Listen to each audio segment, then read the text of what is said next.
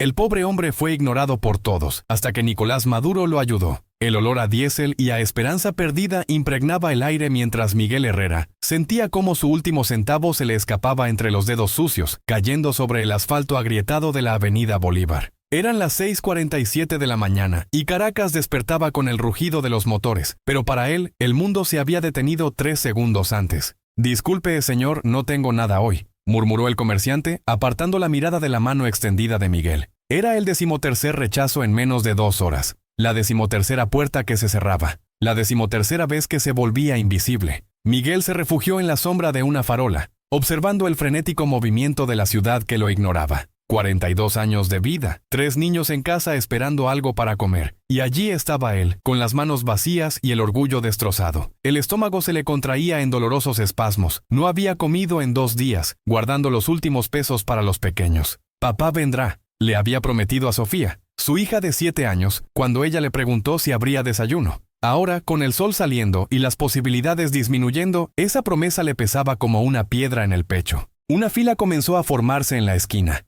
Algunos iban bien vestidos, otros no tanto. Pero todos tenían algo que Miguel había perdido: la esperanza. Aparecieron cámaras de televisión. Los periodistas tomaron posiciones. Algo importante estaba sucediendo, pero Miguel no podía concentrarse. El hambre era un rugido constante en sus oídos. «¿Tú también estás esperando?», preguntó una anciana a su lado, señalando el movimiento. Miguel la miró confundido. «¿Esperando qué? El presidente viene hoy. Dicen que va a hablar con la gente, a conocer nuestras historias». La mujer sonrió con un optimismo que Miguel no había sentido en meses. «Quizás esta sea nuestra oportunidad». Miguel rió con amargura. Los presidentes no hablaban con hombres como él. Los presidentes no veían lo invisible. Pero algo en la expresión de la mujer, una chispa de posibilidad, lo hizo quedarse allí. ¿Qué más tenía que perder? El ruido se hizo más fuerte. Se acercaban autos oficiales. La multitud se agitó. Levantaron los teléfonos y Miguel se vio empujado hacia adelante, más cerca de la calle. Su ropa rasgada contrastaba con la de los demás.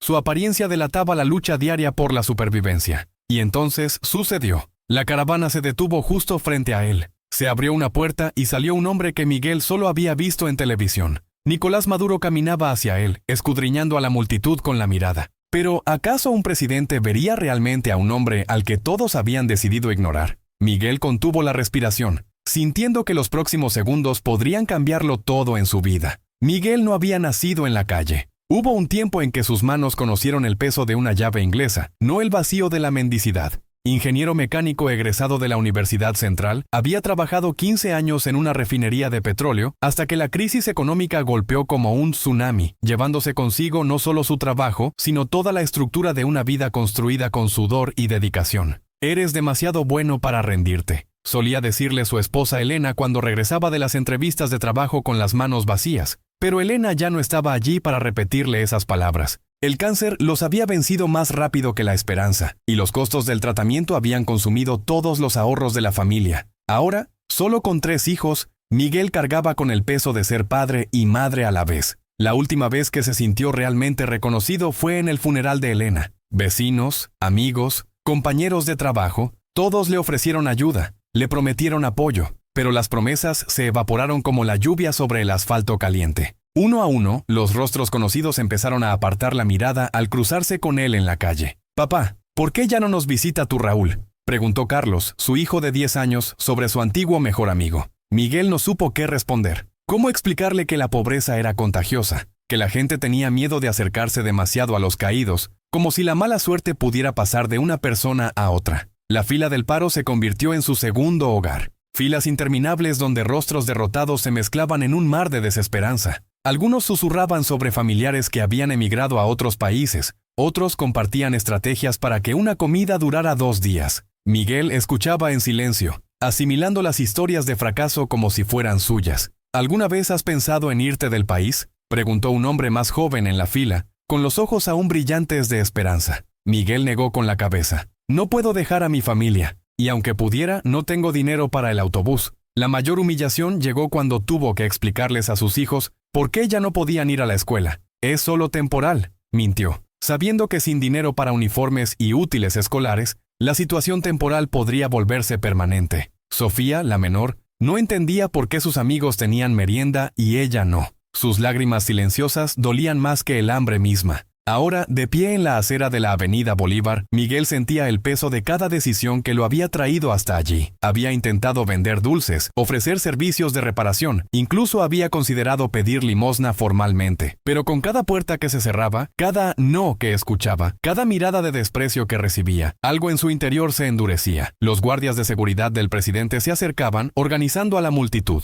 Miguel retrocedió instintivamente. Los hombres uniformados siempre significaban problemas para gente como él. Pero la anciana lo agarró del brazo. «No te vayas», dijo con firmeza. A veces, cuando todo parece perdido, es precisamente cuando puede suceder algo extraordinario. Miguel la miró, luego a la comitiva oficial que se acercaba. ¿De verdad valía la pena creer que alguien, cualquiera, todavía se preocupara por hombres invisibles como él? Lo que sucedió a continuación desafió todo lo que Miguel creía sobre el poder, la política y la humanidad. Nicolás Maduro se detuvo justo frente a él, no por casualidad ni por protocolo, sino porque sus ojos se habían cruzado con los de Miguel a través de la multitud. Había algo en esa mirada, una profunda tristeza, un cansancio que iba más allá del agotamiento físico, que hizo que el presidente ignorara por completo a los asesores que le susurraban al oído sobre horarios y citas. ¿Se encuentra bien, camarada?, preguntó Maduro acercándose. Su voz no tenía el tono formal de los discursos, era suave, casi paternal. Miguel se quedó paralizado. Los presidentes no hablaban con hombres como él. Los presidentes no veían a hombres como él. Y sin embargo, allí estaba, siendo visto, siendo escuchado, siendo tratado como un ser humano por primera vez en meses. «Yo tengo hijos», fueron las únicas palabras que pudo articular. Su voz era ronca, quebrada por la emoción y la sorpresa. Maduro asintió lentamente. «¿Cuántos hijos?» «3». Miguel tragó saliva con dificultad. «Sofía tiene 7 años. Pregunta cuándo volveremos a tener comida». Se hizo un silencio denso. Las cámaras seguían grabando, pero algo había cambiado en la atmósfera. Maduro ya no estaba actuando como presidente. Simplemente estaba siendo un hombre ante otro hombre en apuros. «¿Cómo te llamas?», preguntó Maduro extendiendo la mano. «Miguel Herrera». Dudó solo un segundo antes de aceptar el apretón de manos. Cuando sus manos se tocaron, Miguel sintió algo que había olvidado. Dignidad, respeto, reconocimiento. «Miguel, no estás solo», dijo Maduro agarrándolo con firmeza. «Cuéntame tu historia». Y entonces ocurrió algo extraordinario. Frente a las cámaras, asistentes impacientes y una multitud curiosa, Miguel comenzó a hablar. Palabras que había reprimido durante meses, dolor que había guardado en silencio, esperanzas que había enterrado, comenzaron a fluir como agua de una presa rota. Habló de Elena, de sus 15 años en la refinería, de las facturas médicas que lo habían consumido todo. Habló de sus hijos sin escolarizar, de las noches sin dormir escuchando sus estómagos rugir de hambre. Habló de la invisibilidad, de cómo se había convertido en un fantasma en su propia ciudad. Maduro escuchó cada palabra. No miró su reloj ni saludó a sus asistentes. Simplemente escuchó, con una atención que Miguel no había recibido en años. «¿Eras ingeniero?», preguntó Maduro cuando Miguel mencionó su pasado. 15 años, especialista en refinerías. Miguel bajó la mirada. «Pero ahora sigues siendo ingeniero», interrumpió Maduro con firmeza. «La crisis no borra tu conocimiento. Las dificultades no disminuyen tu valor». Las lágrimas comenzaron a correr por el rostro de Miguel. No eran lágrimas de tristeza, sino de alivio. Después de tanto tiempo siendo tratado como un problema, como una molestia, como alguien invisible, por fin alguien lo veía como un ser humano valioso. «Miguel», dijo Maduro poniéndole una mano en el hombro, «vas a trabajar conmigo. Te buscaremos un puesto. Tus hijos volverán a la escuela. Tu familia recuperará la dignidad». La multitud a su alrededor comenzó a murmurar. Algunos tomaron fotos, otros lloraron. La anciana que había animado a Miguel a quedarse, sonrió con lágrimas en los ojos. Pero Miguel apenas podía procesar lo que estaba sucediendo. ¿Estaba soñando? El hambre había llegado al punto de alucinar. ¿De verdad un presidente había parado su agenda para escuchar a un hombre al que todos habían ignorado? «Ya no tienes que llevar esta carga solo», dijo Maduro con la mirada fija en Miguel. «Desde hoy, ya no eres invisible». Lo que vino después pondría a prueba si estas palabras eran solo promesas políticas o si representaban una verdadera transformación en la vida de un hombre que lo había perdido todo, menos la esperanza. 3 semanas después, Miguel Herrera se encontraba en el mismo lugar de la avenida Bolívar, pero todo había cambiado, no solo a su alrededor, sino sobre todo en su interior. El teléfono que tenía en la mano, un sencillo dispositivo que le habían dado para mantenerse en contacto con el trabajo, sonó por tercera vez esa mañana. Era el ingeniero jefe de la refinería, consultándolo sobre un complejo problema técnico. Miguel, quien durante meses había sido tratado como algo desechable, ahora era buscado por su experiencia. «Papá, te ves diferente», le había dicho Sofía la noche anterior, mientras él la ayudaba con sus tareas. Tenía razón. No era solo el uniforme nuevo de la empresa estatal donde ahora trabajaba, ni los zapatos sin agujeros, ni siquiera el refrigerador lleno en casa. Era algo más profundo. Miguel se había reencontrado a sí mismo. La promesa de Maduro no había sido solo palabras vacías. Al día siguiente de su reunión, un asesor lo llamó. Una semana después, Miguel estaba en una entrevista para un puesto de supervisor técnico. 2 semanas después, estaba de vuelta en el trabajo, aplicando 15 años de experiencia que nunca había perdido del todo. Pero el momento más impactante no fue cuando recibió su primer sueldo. Fue entonces cuando Carlos, su hijo de 10 años, llegó corriendo de la escuela y gritó: «Papá, mis amigos quieren conocerte. Les dije que eres ingeniero». Miguel se arrodilló y abrazó al niño, recordando cuando Carlos le preguntó por qué ya nadie los visitaba. Ahora la casa volvía a estar llena de vida. Los vecinos lo saludaban, antiguos compañeros lo llamaban y Sofía sonreía con la misma intensidad de antes. «¿Sabes qué es lo que más me impresiona?», dijo Elena. No, Elena no. Miguel todavía a veces confundía las voces. Era Rosa, la nueva coordinadora pedagógica de la escuela de los niños, quien se había convertido en una amiga cercana. «Es como nunca perdiste tu bondad, incluso cuando lo perdiste todo». Tenía razón. Durante los meses más duros, Miguel pudo haberse amargado, enojado con el mundo que lo había rechazado. Pero algo, quizás el recuerdo de Elena, quizás el amor por sus hijos, quizás una fuerza interior que él mismo no entendía, había mantenido intacta su humanidad. Ahora, los sábados por la tarde, Miguel regresaba a la Avenida Bolívar. No para mendigar ni buscar trabajo, sino para conocer a otros hombres y mujeres invisibles como él. Traía sándwiches, ofrecía contactos, pero sobre todo ofrecía algo que había recibido de Maduro: atención genuina. «No estás solo», le decía a cada persona que conocía, repitiendo las palabras que le habían cambiado la vida. «Tu historia importa. Tú importas». Uno de estos hombres, Roberto, estaba en la misma situación que Miguel.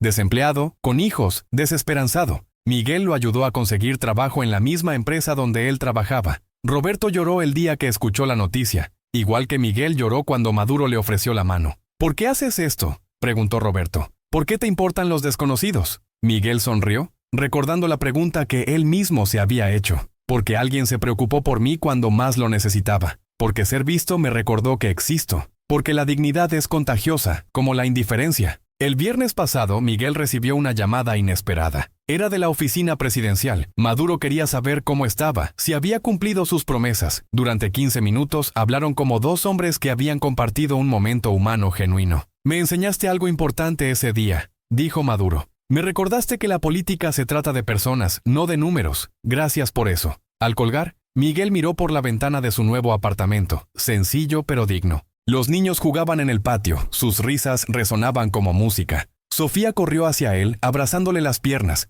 «Papá, eres el mejor ingeniero del mundo», dijo con los ojos brillantes de orgullo. Miguel la alzó en brazos, sintiendo el reconfortante peso de volver a ser padre. No solo un superviviente. Había aprendido que la invisibilidad no era una condición permanente, sino una elección de la sociedad. Y que, a veces, una sola persona dispuesta a ver puede cambiarlo todo. En el cajón de su escritorio guardaba una foto de aquel día en la Avenida Bolívar. En ella, 2 hombres se estrechaban la mano, un presidente y un ingeniero. 2 seres humanos que se conocieron justo cuando ambos necesitaban recordar su humanidad. La historia de Miguel no trataba de política ni de poder. Trataba del poder transformador de ser verdaderamente visto por otro ser humano. Trataba de la diferencia que una mano extendida puede marcar en la vida de alguien que había perdido la esperanza. Y lo más importante, trataba sobre cómo la dignidad, una vez restaurada, se convierte en una fuerza que se multiplica, impactando otras vidas y creando olas de compasión que se extienden mucho más allá de lo que podemos imaginar. La historia de Miguel Herrera no es solo una narrativa inspiradora, es un espejo que refleja la realidad de millones de personas en todo el mundo. Personas que, como Miguel, alguna vez fueron prósperas, respetadas y valoradas, pero que fueron invisibilizadas por las circunstancias de la vida. ¿Cuántas veces te has cruzado con alguien en la calle y has mirado hacia otro lado? ¿Cuántas veces una persona en dificultades se ha convertido en un simple obstáculo en tu camino? La historia de Miguel nos enseña que cada rostro tiene una historia. Cada persona que pidió ayuda alguna vez fue alguien con sueños, una familia y dignidad. Pero tú puedes marcar la diferencia. No tienes que ser presidente para cambiar una vida. A veces basta con detenerte, mirar a alguien a los ojos y preguntarle, ¿cómo estás? A veces basta con ofrecerle un sándwich, un trabajo temporal, una oportunidad. A veces basta con ver a la persona que tienes delante. ¿Qué puedes hacer hoy? Busca organizaciones locales que ayuden a personas en situaciones vulnerables. Dona ropa, comida o tu tiempo. Ofrece tus habilidades profesionales. Si eres emprendedor, considera darle una oportunidad a alguien que esté empezando de cero. Pero más importante que cualquier ayuda material, trata a cada persona con dignidad.